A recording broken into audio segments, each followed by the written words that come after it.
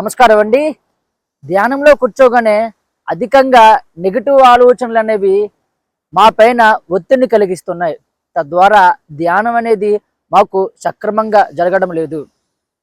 ఎంత ప్రయత్నిస్తున్నా సరే ఈ యొక్క ఆలోచనల యొక్క ప్రభావం మా పైన అధికంగా ప్రభావం చూపిస్తూ అటు మానసికమైన ఒత్తిడి నుండి, భయాందోళన నుండి పూర్తిగా బయటపడనివ్వకుండా మరింతగా కృంగిపోయే విధంగా మా పైన ప్రభావం చూపిస్తున్నాయండి.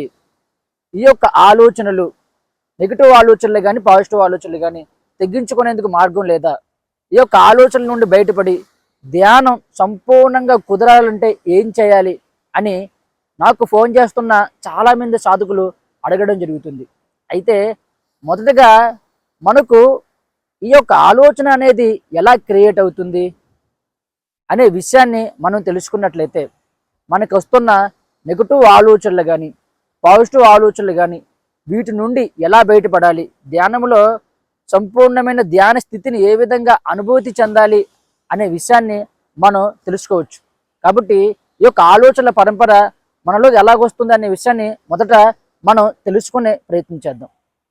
చూడండి సాధకులారా, మీ యొక్క 5 జ్ఞానేంద్రియాల ద్వారా మీరు ఈ యొక్క ప్రపంచంలో ఉండే ప్రతి ఒక్క విషయాన్ని చూడడం, వినడం, స్పర్శించడం, వాసన, అలాగే రుచి, ఇలా 5 రకాలుగా మీరు ఈ ప్రపంచంలో ఉండే ప్రతి విషయాన్ని కూడా ప్రతి క్షణం మీరు కనులు తెరిచినప్పటి నుంచి కూడా గ్రహించడం జరుగుతుంది.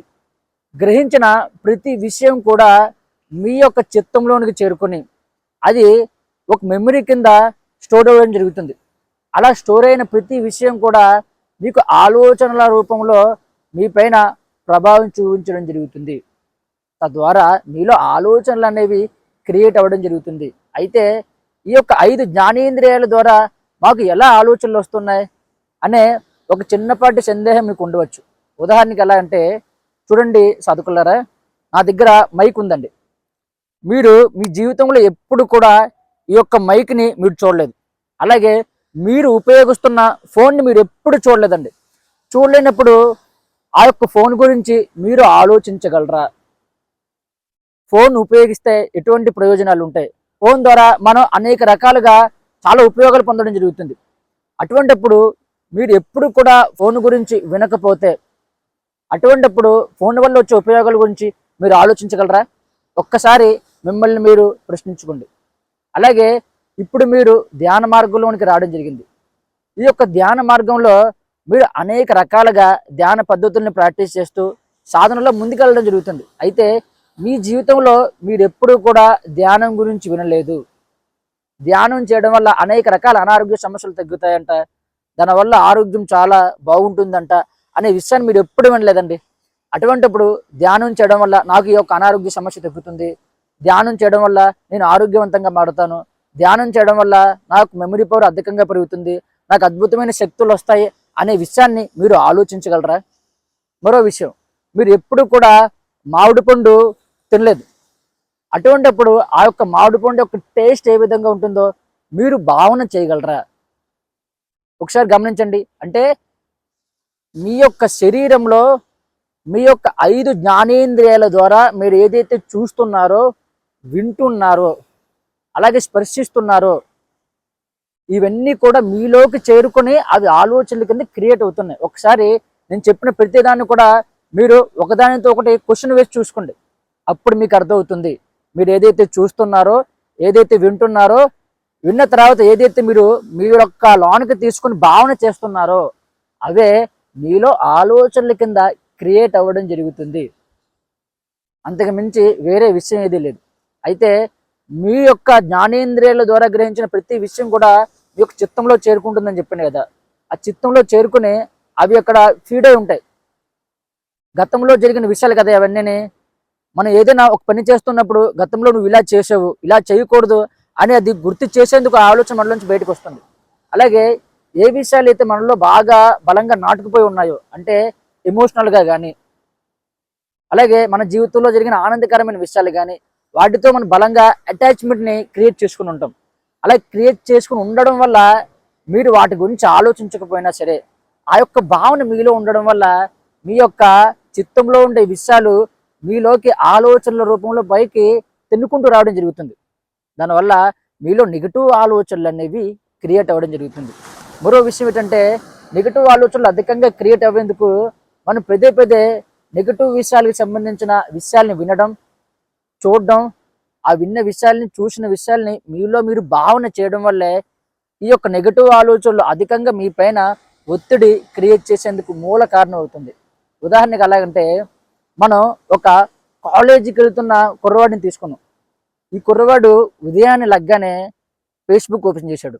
అందులో ఒక అందమైన అమ్మాయి ఫోటో చూశాడు, బాగా అనిపించింది, లైక్ చేశాడు. దాని తర్వాత కాలేజీకి వెళ్తున్న దారిలో తను ఇన్స్టాగ్రామ్ అకౌంట్ ఓపెన్ చేశాడు. అందులో ఒక అందమైన అమ్మాయి ఒక మంచి పాటకి డ్యాన్స్ చేస్తుంది. ఆ అబ్బాయికి చాలా బాగా అనిపించింది. అనిపించగానే అలా నెమ్మది కాలేజీకి వెళ్ళిపోగానే కాలేజీలో తన యొక్క క్లాస్మేట్ మంచి డ్రెస్ వేసుకుంది, చాలా బాగా మాట్లాడుతుంది.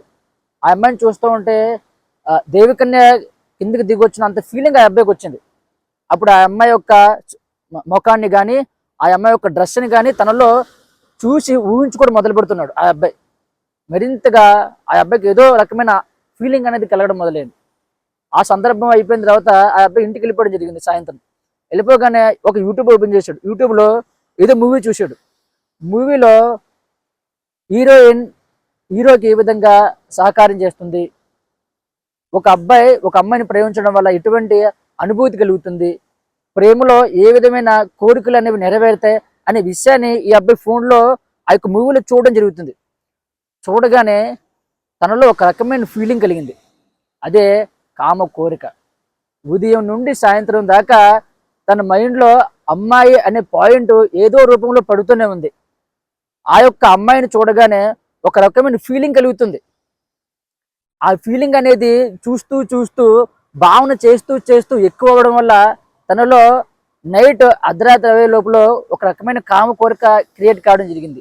ఆ కామ కోరిక అనేది ఆ అబ్బాయి అనుకోకుండా మనకు బ్లూ ఫిలిమ్స్ అంటే మనకు సెక్షువల్ వీడియోస్ ఉంటాయి మనకు క్రోమ్లో గట్రా రకరకాల వీడియోస్లో కూడా, ఆ వీడియోస్ని చూసి రకరకాల ప్రయత్నాలు చూసే విధంగా ఆ అబ్బాయి పైన ప్రేరణ కలిగే విధంగా అవి ప్రభావం చూపించడం వల్ల ఆ అబ్బాయి రాంగ్ రూట్లో వెళ్ళిపోవడం జరిగింది. అయితే ఇక్కడ మనం ఒక విషయం గమనించాలి.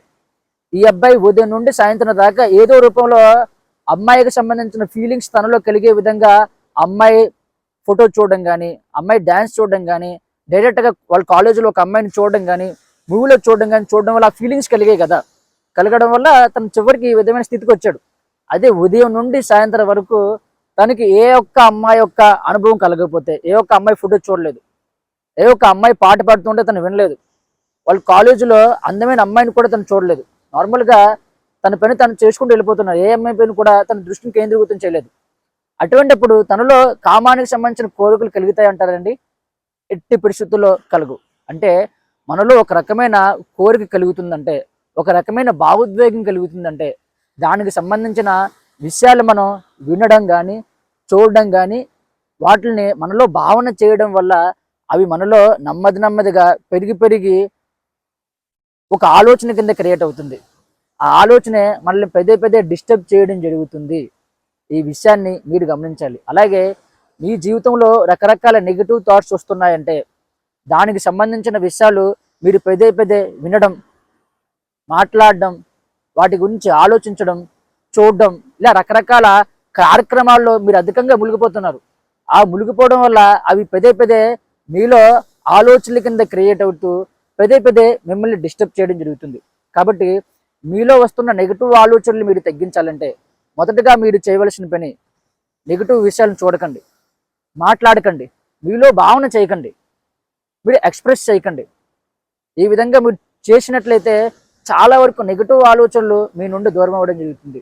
అలాగే ప్రతి విషయాన్ని కూడా పాజిటివ్గా ఫీల్ అవ్వాలి. మీ జీవితంలో జరుగుతున్న ప్రతి దాన్ని కూడా ఆనందంగా భావన చేయాలి. పాజిటివ్ విషయాలను చూడాలి, పాజిటివ్ భావాలను చేయాలి. తద్వారా మీలో పాజిటివిటీ పెరుగుతూ మీరు ధ్యానంలో కూర్చోగానే మీకు అధికంగా హెడ్ఏక్ రావడం కానీ, అలాగే మానసికమైన ఆందోళనకు మీరు గురవడం కానీ, రకరకాల భావోద్వేగాలకు గురి కాకుండా మీ యొక్క మనసు ప్రశాంతంగా ఉండడం జరుగుతుంది. అలా నెమ్మదిగా మీరు మెడిటేషన్ చేసే కొలది శూన్య స్థితిని చేరుకోవడం జరుగుతుంది. కాబట్టి మీలోకి ఆలోచన ఎలా వస్తుందా అనే విషయాన్ని మొదట మీరు గుర్తించండి. దానికి తగ్గట్టుగా మీరు చర్యలు తీసుకున్నట్లయితే ఖచ్చితంగా ఎటువంటి ఆలోచన కూడా మిమ్మల్ని డిస్టర్బ్ చేయదు. అలాగే మీరు ఈ యొక్క ప్రక్రియ పూర్తయిన తర్వాత ఒక ప్రాణాయామ టెక్నిక్ని ప్రాక్టీస్ చేయండి. మీరు ఈ ప్రక్రియ అంతా కూడా మీరు రోజువారీ జీవితంలో ఉన్నప్పుడు మీరు ప్రాక్టీస్ చేయాలి. మీకు ఆలోచన ఎలా వస్తుంది అనేది మీరు గమనించాలి. ఫస్ట్ గమనించి దాన్ని అబ్జర్వ్ చేయాలి. ఆ విషయాన్ని చూడడం తగ్గించుకొని చేయాలి. మీరు మెడిటేషన్లో కూర్చునేటప్పుడు మీరు ఏం చేయాలంటే, నేను శరీరాన్ని కాను, మనస్సుని కాను, ఆలోచన కాదు, ఎమోషన్ కాదని మొదట భావన చేయాలి. దానికి ముందు ఏం చేయాలంటే చిన్నగా ప్రాణాయామ టెక్నిక్స్ని ప్రాక్టీస్ చేయండి. మన యొక్క ఛానల్లో చాలా ప్రాణాయామ టెక్నిక్స్ని అందజేయడం జరిగింది. ఒకసారి వీడియోస్ని చెక్ చేయండి. చెక్ చేసి ఆ యొక్క ప్రాణాయామ టెక్నిక్స్ని ప్రాక్టీస్ చేసి దాని తర్వాత మీరు ఇప్పుడు నేను చెప్పిన విషయాలను భావన చేసి మీరు మెడిటేషన్లో కూర్చున్నట్లయితే మిమ్మల్ని ఆలోచన డిస్టర్బ్ చేయదు. అలాగే నేను చెప్తున్న క్రియాయోగ సాధనలో పూర్తిగా ఈ యొక్క ఆలోచనలను తగ్గించి ఆలోచన రహిత స్థితికి ఎలా చేరుకోవాలి, తద్వారా మనలో మనం ఏ విధమైన ఆనందకరమైన స్థితిని అనుభూతి చెందాలి అనే విషయాన్ని క్లాసెస్ రూపంలో అందజేయడం జరుగుతుంది. తద్వారా మీరు అనుకుంటున్న ఆలోచన రహిత స్థితిని మీరు చేరుకుంటారు. అద్భుతమైన అనుభవం మీకు అనుభవంలో రావడం జరుగుతుంది. కాబట్టి ఈ యొక్క అవకాశాన్ని మీరు ఉపయోగించుకోవచ్చు. ఓకేనండి. మీకు వీడియో నచ్చినట్లయితే లైక్ చేయండి, వీడియోని అందరికీ షేర్ చేయండి, అలాగే ఛానల్ని సబ్స్క్రైబ్ చేయండి. Thank you.